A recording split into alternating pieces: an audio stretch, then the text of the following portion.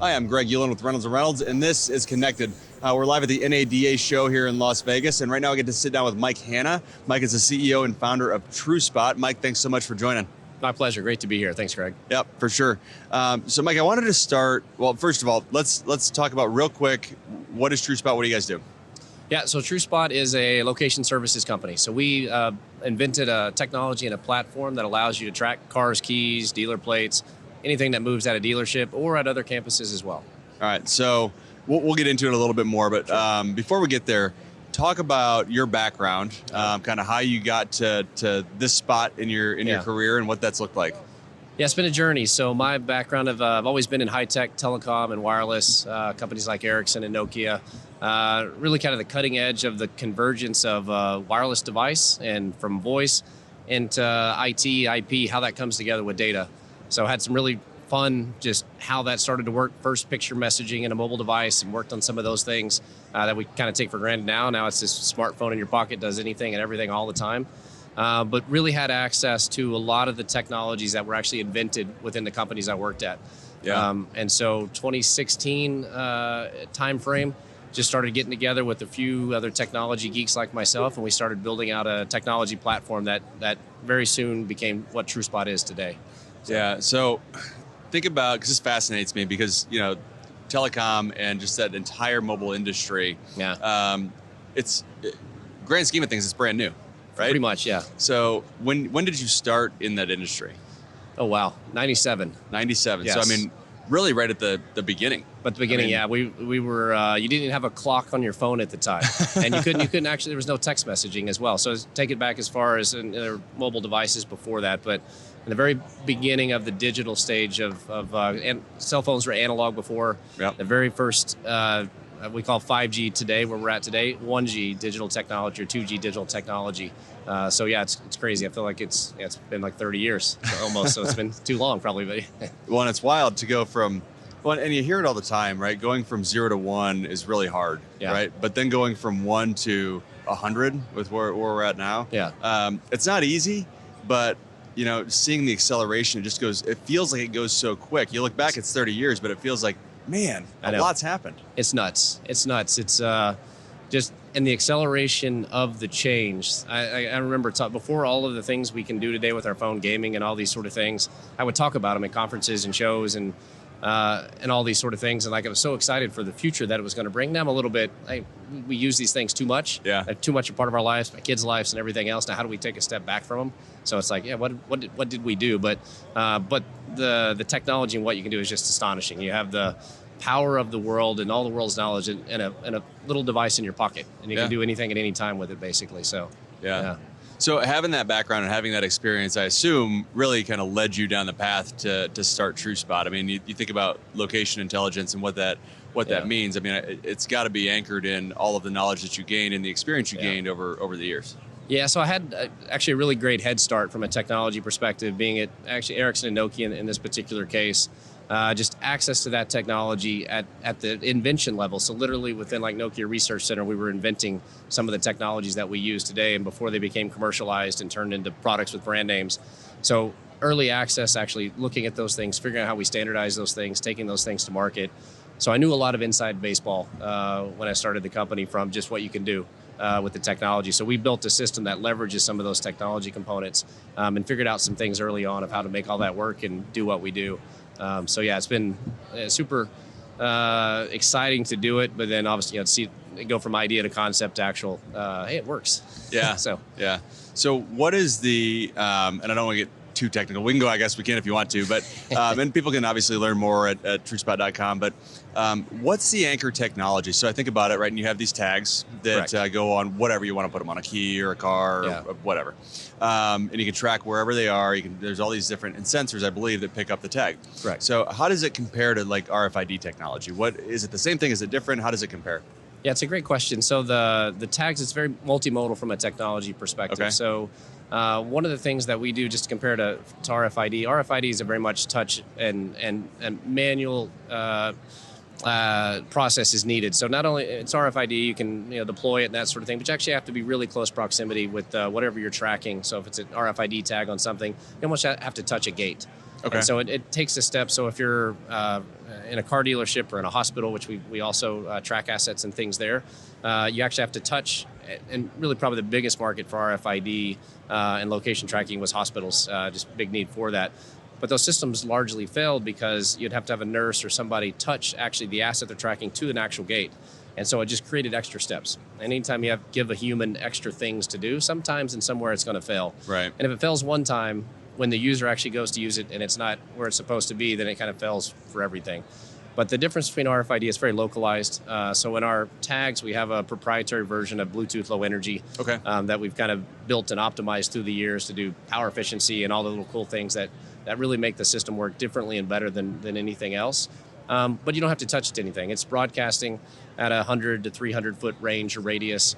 And so when that happens, and then it connects to what we'll call one of our gateways, we also manage, own, and operate a low power radio technology that backhauls all that data back to our cloud.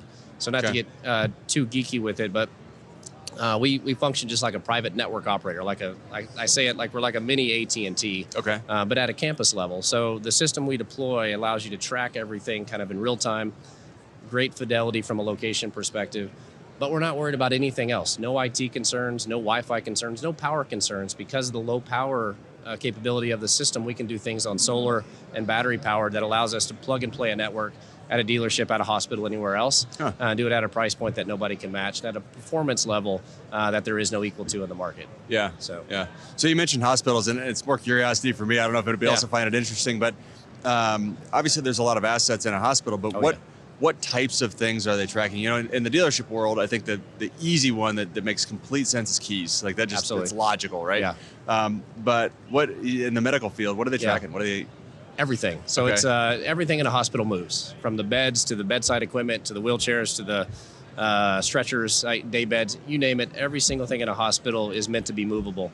And so it's everything. It's telemetry bricks, so the things that plug into the bedside. It's thermometers.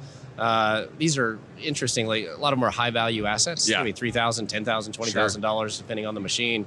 And they get lost, and they're super small.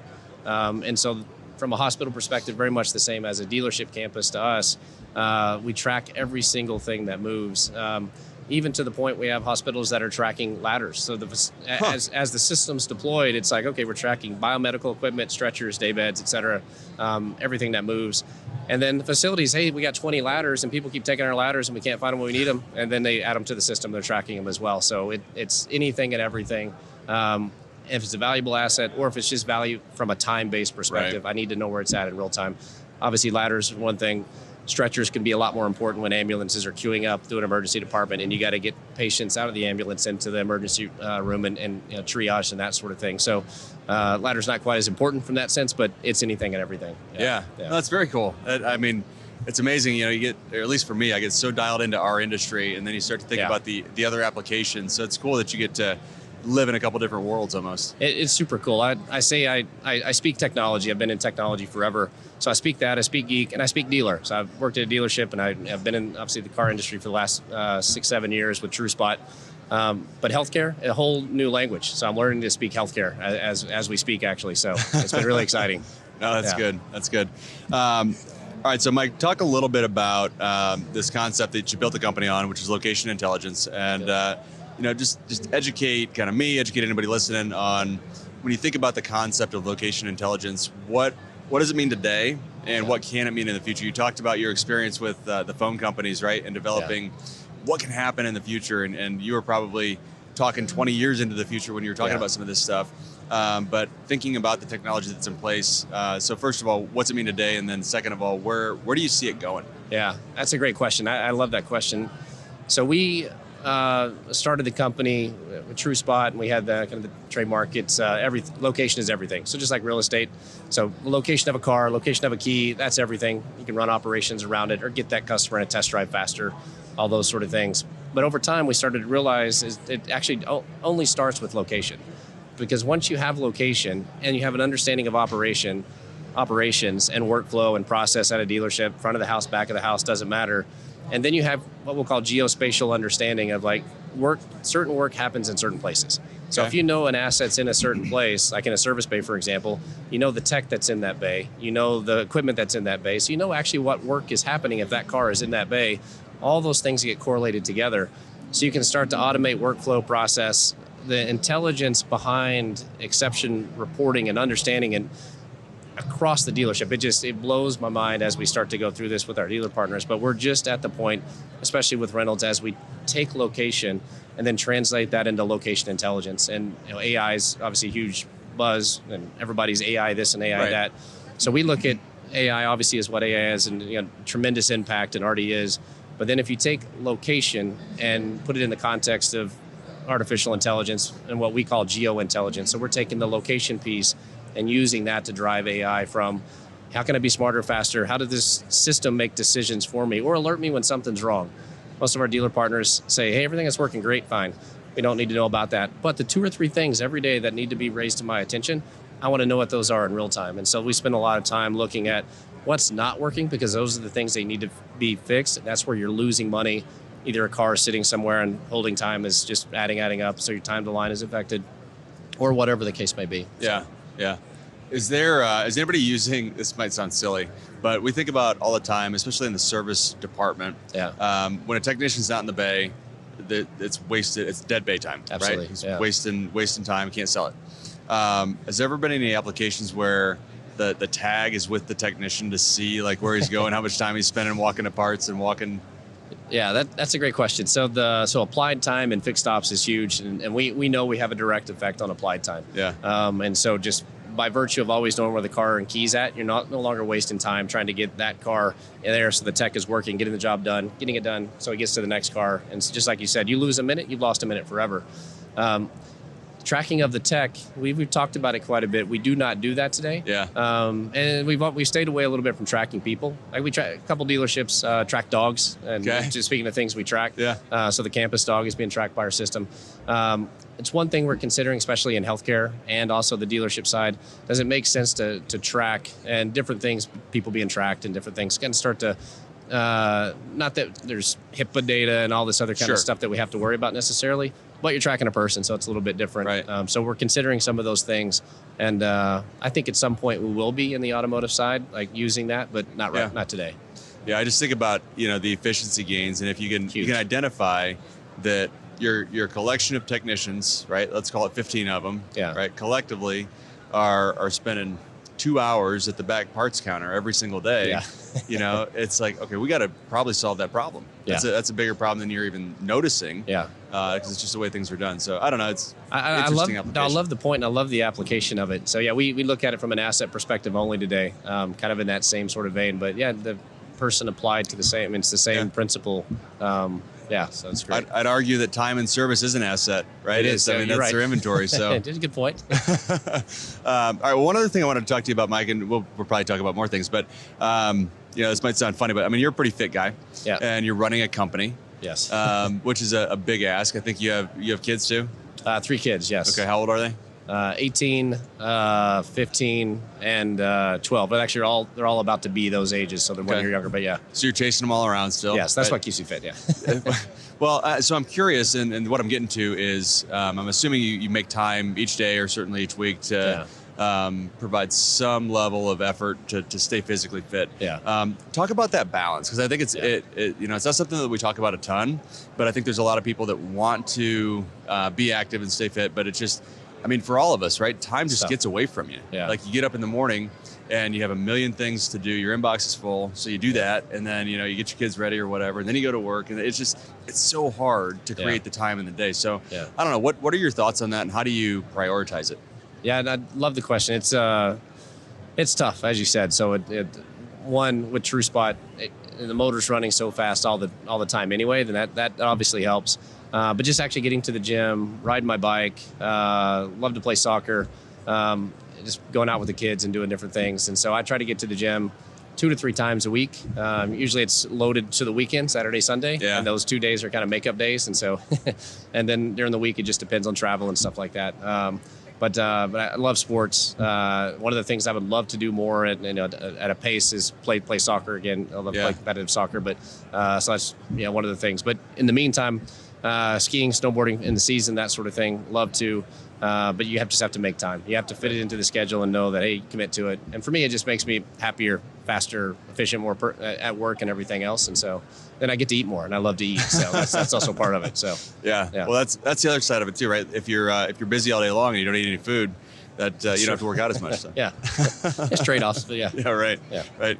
All right, Mike. So what else is top of mind for you? You've been growing pretty fast. So you've been doing this for 7 years. Is that right? TrueSpot 7 years? Yeah, the early days. 16 we kind of started. 17 we kind of kicked off as a company, and we went into a pretty significant kind of technology platform build as we started to figure things out.